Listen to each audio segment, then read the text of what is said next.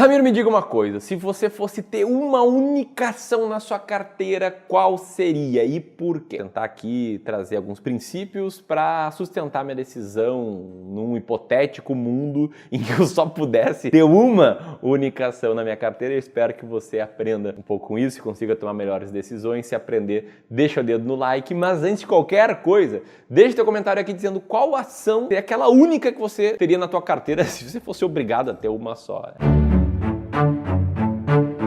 Para te responder bem e não ser um card no Instagram e sim um vídeo no YouTube que eu te eduque financeiramente, ou te ajude a compartilhar o que eu acredito, eu quero passar por alguns princípios antes de trazer a resposta. E a resposta sem contexto não faz sentido nenhum. E são 4 princípios básicos. Primeiro, o principal objetivo que eu tenho como investidor e que eu acredito que você deveria ter. Segundo, a regra dos 3%. Terceiro, nunca comprar uma ação para esquecer na carteira ou para mantê-la para sempre. E quarto, tomada de decisão com base em uma estratégia clara. Vamos começar com o primeiro princípio, que é o principal objetivo de todo investidor, na minha opinião. Para mim, o objetivo número 1 de qualquer investidor tem que ser preservar o patrimônio. Para mim, todo mundo deveria pensar em preservar antes de pensar em multiplicar. E aí você pode pensar, beleza, mas preservar qual patrimônio? Teu, né? O patrimônio que você constrói com a tua renda ativa, com o teu trabalho, com a tua função aí que você troca por dinheiro. Eu acredito que é o trabalho que enriquece. Eu teria o maior viés do mundo aqui para falar que não, que enriquece é investimento, vem aqui, compra uma açãozinha, ela explode e tal,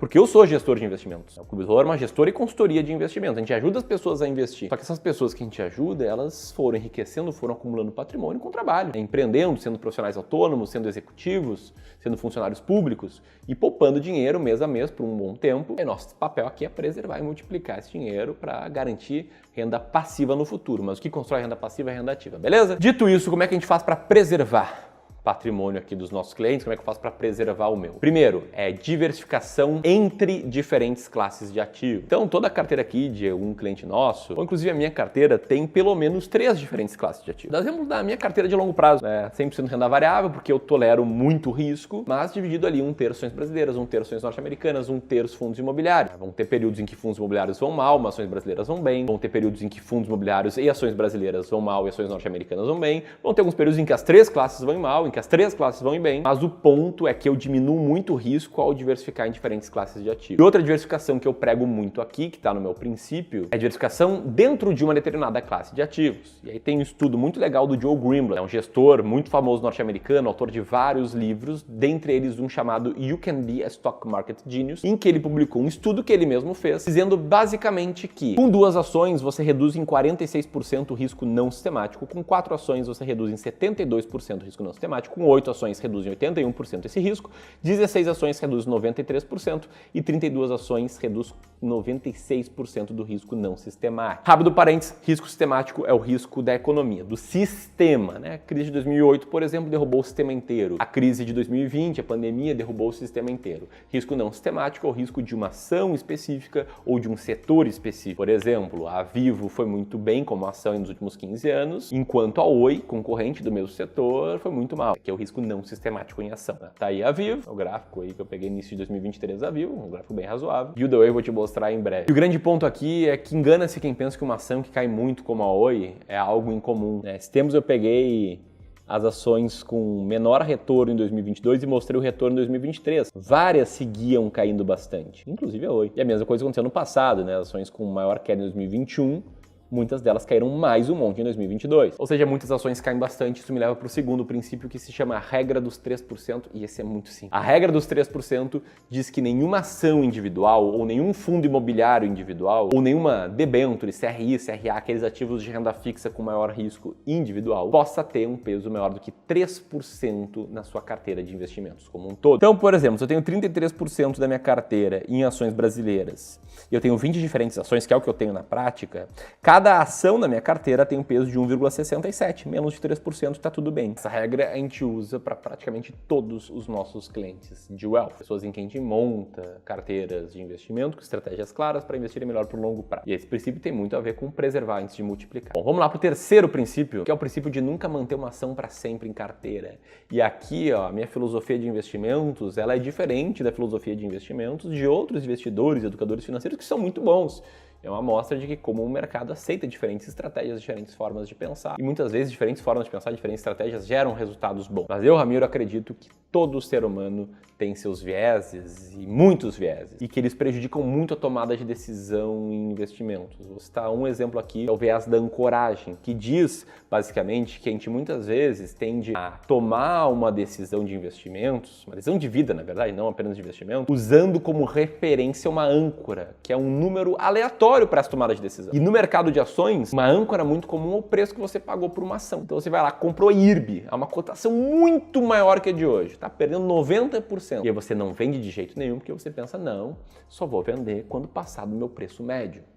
Isso é uma âncora e não tem nada a ver com a decisão de manter ou vender uma ação. Basicamente, se você entende que não compraria IRB de jeito nenhum a cotação atual e você tem ações dela negociadas no mercado com liquidez na cotação atual, entender que você não compraria de jeito nenhum significa a mesma coisa que entender que seria hora de vender ações que você já tem, entendeu? Então, o viés da ancoragem. Eu me lembro que tempos atrás vi uma manchete assim, lá de 2013, né, que era ações para esquecer na carteira e viver de renda na aposentadoria. E uma delas que era citada aí era a própria Oi. Agora imagina o cara esquecer o Oi na carteira e que só tinha essas 5 ações. Esse cara que tomou uma perda irrecuperável de 20% só com Oi, que de novembro de 2013 para cá, elas basicamente já caíram 99,65%. Então eu não me apego emocionalmente a uma ação e eventualmente eu posso vender qualquer uma das ações que eu tenho, né, se ela perder os fundamentos, se ela não tiver mais em linha com os fatores que me fizeram comprar ela, que tem a ver com o quarto princípio, que é investir com base em estratégias claras de preferência, sistemáticas, né, que é seguindo um sistema, um encadeamento de decisões, e quantitativas, que olhar apenas para números e não avaliar fatores qualitativos, né? Não avaliar argumentos técnicos, opiniões, projeções de mercado. É assim que a banda toca por aqui, é assim que eu tomo minhas decisões de investimento. A minha estratégia quantitativa, que eu uso para selecionar ações, é a estratégia das ações mais baratas da bolsa, em que basicamente eu compro 20 ações baratas que tenham altos earnings yields. Então a gente basicamente ranqueia todas as ações por ordem de earning yield, como no ranking que está aí na tela, e mantém 20 ações baratas em carteira. Uma estratégia já foi testada no tempo, a gente já segue há muitos anos, os resultados vêm sendo muito bons. E você pode conhecer melhor essa estratégia e ainda conhecer 10 ações baratas nesse mês atual, nesse e-book, ó, que o Gleice vai colocar aí na tela, alguns trechos dele, em que eu explico sobre a estratégia das ações mais baratas da bolsa. E o legal desse e-book é que eu poderia muito bem estar vendendo ele, mas não, a gente está entregando de forma gratuita, é só apertar nesse botão aqui, primeiro link na descrição, para fazer o download do seu e-book, conhecer melhor a minha estratégia de seleção de ações e ficar pensando, poxa, Ramiro, então qual seria a única ação que tu teria na carteira? Porque olhando teus princípios aqui de preservar o patrimônio, de seguir a regra dos 3%, de não criar critérios em que você vai comprar uma ação e manter ela para sempre e de investir com base numa estratégia clara, teria, sei lá, a ação mais barata da bolsa? Seria essa? E a resposta é não. Qual seria a única ação que eu teria? Vou usar aqui uma questão de semântica, tá? Vou perguntar para o ChatGPT. Ó, ChatGPT, boa tarde. Você considera um ETF como uma ação?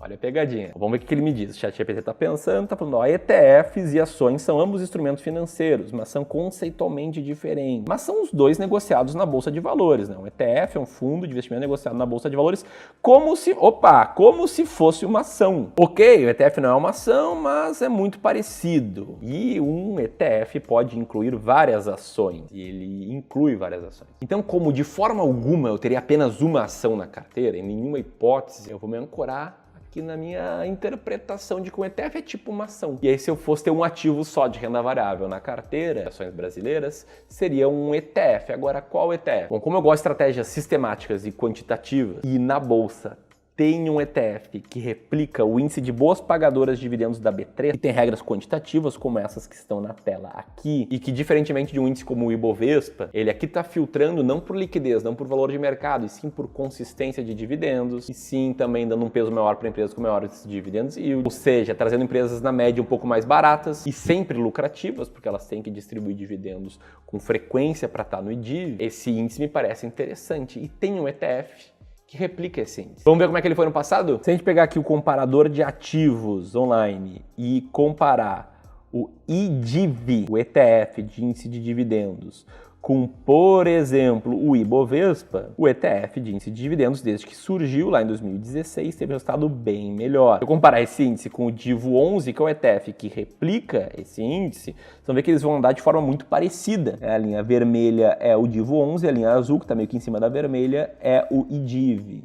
Então, se eu fosse ter um ativo de renda variável, der aquela roubadinha aqui na carteira, seria o ETF Divo 11. Estaria garantindo todos os meus princípios e estaria aí tendo um potencial de retorno melhor do que a média do mercado. Se você gostou aqui dos princípios, se identificou com como a gente pensa e quer saber como eu posso te ajudar a investir melhor, tomar decisões com maior segurança, preservar seu patrimônio e principalmente não te tomar muito tempo na hora de investir, a gente está com vagas abertas para os nossos serviços de Wealth. Funcionam muito bem para quem tem mais de 500 mil reais para investir. Então, se você tem 500 mil reais, 1 milhão, 10 milhões, 30 milhões para investir, você pode rapidamente preencher esse formulário que a gente vai te contatar para explicar como a gente pode te ajudar a investir melhor. E se você quiser seguir meio que nesse tema e entender quantas ações é ideal ter na carteira, tem um vídeo tintim por tintim que eu explico quantas ter, que eu vou deixar o link aqui. Um grande abraço e até a próxima.